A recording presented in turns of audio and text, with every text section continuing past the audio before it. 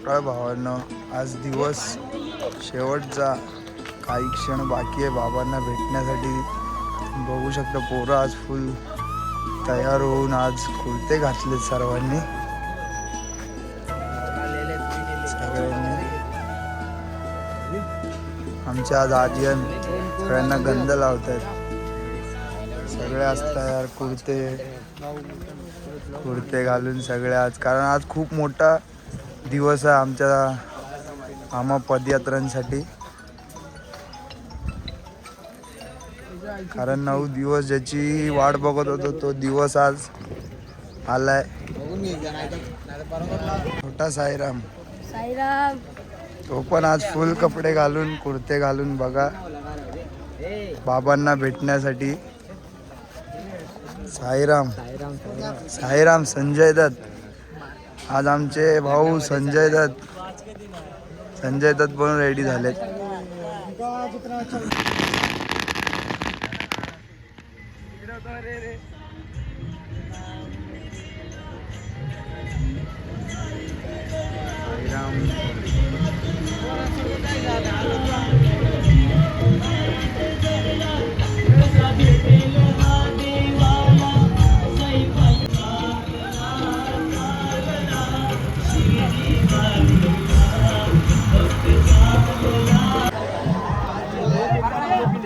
साईराम बघा आम्हाला मुंबईवरून भेटण्यासाठी खास आमचे मित्र आलेत. कसं वाटतं साईराम तुम्हाला?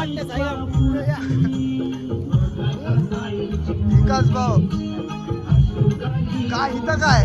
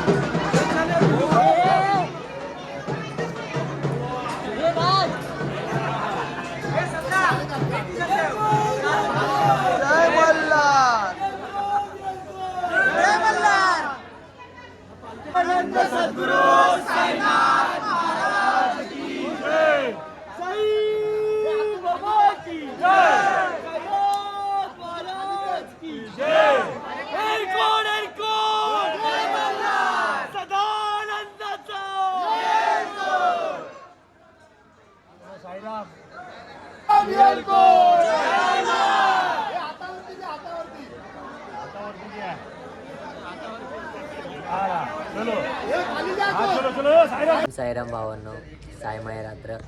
तर आज आहे पालखीचा शेवटचा दिवस आणि आम्ही पोचलेलो आहे बाबांच्या नगरी.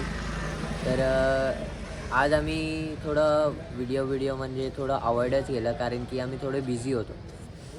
कारण की आज आहे आमचा, कारण पदयात्राचे जे वारकरी असतात त्यांचा जो दिवस असतो, ज्यासाठी ते येतात चालत, ते त्यांच्यासमोर आलं की त्यांना कळत नाही की काय करावं काय नाही. त्यांना फक्त एकच की कधी आम्ही मंदिरात जातो आहे, बाबांना बघतो आहे, बाबांशी भेट घेतो आहे, मनापासून जे मनातलं आहे ते बाबांना दुःख सांगतो आहे, बाबांना बघून सगळं विसरून जातो.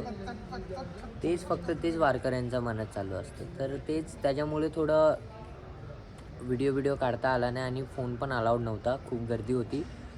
तर जेवढे आहे तेवढे आम्ही केले आहे, तसं आम्ही बनवू ब्लॉग.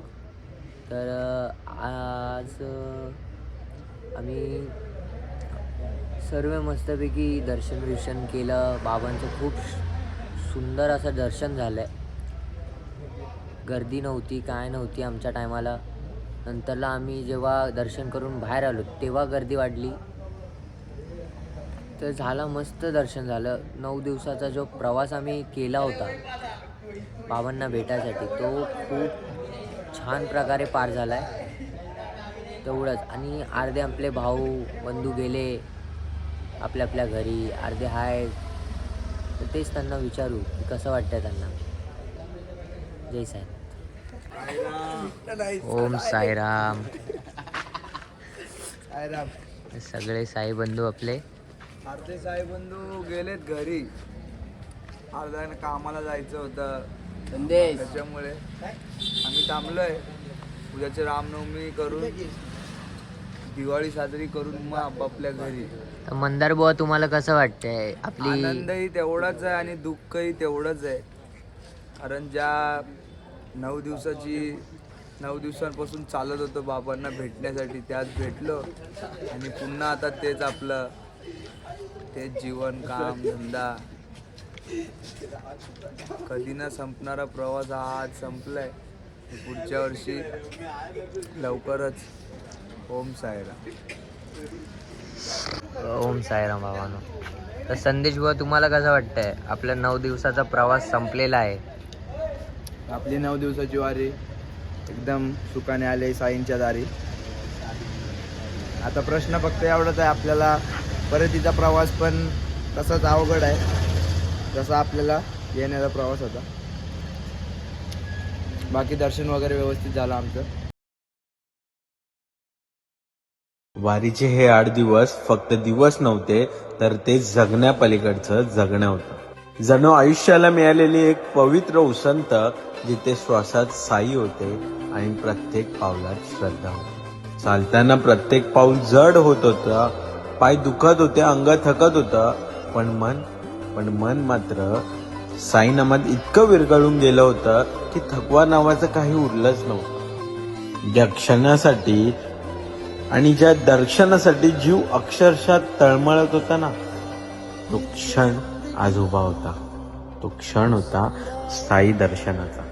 जसं जसं शिर्डी जवळ येत गेली तसं तसं पाय नव्हे तर मन धावू लागलं. डोळ्यांच्या कडा आधीच ओलावल्या होत्या, कारण मनाला माहित होतं आता बाबा समोर येणार. सारी तयारी झाली, पालखी निघाली आणि साई नामाचा गजर सुरू झाला. हा गजर म्हणजे अंतःकरणाचा ठोका होता आणि तो आत्म्याचा श्वास होता. लोक म्हणतात ही साईवारी म्हणजे वेड आहे. त्या लोकांना कोण सांगणार हे वेड नसून ईश्वराला अगदी जवळून अनुभवायचं भाग्य आहे. शिर्डीत पोचताच माझ्या या मित्राचे डोळे पाहिले. त्यातून हे वाहणारे अश्रू मन अगदी थांबवून गेलो. कारण हे अश्रू दुःखाचे नव्हते, हे होते समाधानाचे, स्वीकाराचे, कृतज्ञतेचे. आणि ज्यांनी हे अनुभवलंच नाही त्यांना याची किंमत काय कळणार हो. आणि अखेर तो क्षण आला आणि मी गाभाऱ्यात पाऊल ठेवलं आणि सगळं जग थांबलं. डोळ्यांनी बाबांना पाहिले आणि आत्मा त्यांच्या चरणी कोसळला. अश्रू थांबलेच नाहीत, कारण मन खूप दिवसांनी पूर्णपणे अगदी मोकळं झालं होतं ना.